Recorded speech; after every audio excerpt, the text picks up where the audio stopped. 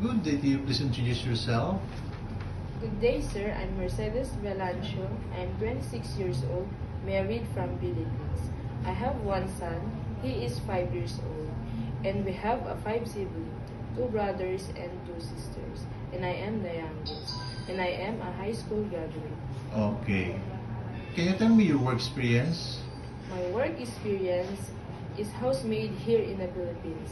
I serve for members of family, 1 couple and 2 kids. And I do washing, ironing, cleaning, and to take care of children. And I take care of children as my own children. Okay. In your previous employer, how would you take care of the children, especially when sick? I will check the body temperature and I will inform my employer that baby is sick. Okay. How would you describe yourself?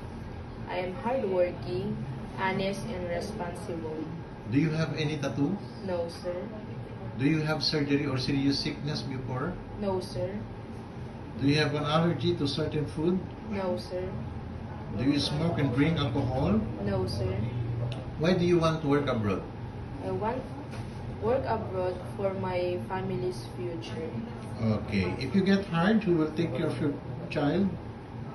My husband, my parents, and my in-laws. If you're homesick, what would you do? I will focus on my work.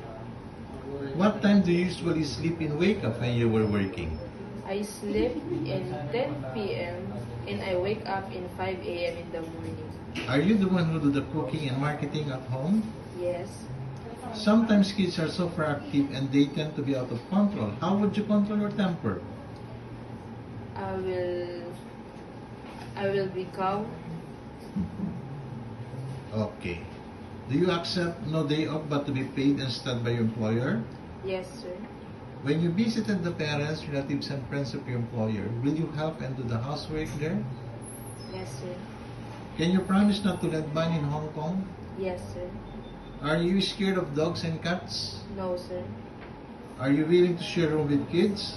Yes, sir. Do you promise not to use cell phone during working hours? Yes, sir. Do you promise to finish your contract? Yes, sir. Can you cook Chinese food? Willing to learn, sir. Can you sing a nursery song? Yes, sir. If you're happy and you're knowing, clap your hands.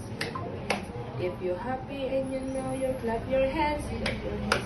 If you're happy and you know, and you really wanna show. If you're happy and you know, you clap your hands. Clap your hands. Okay, what is your message to your future employer? If you choose me, ma'am, sir, I work well with you. Thank you very much and God bless.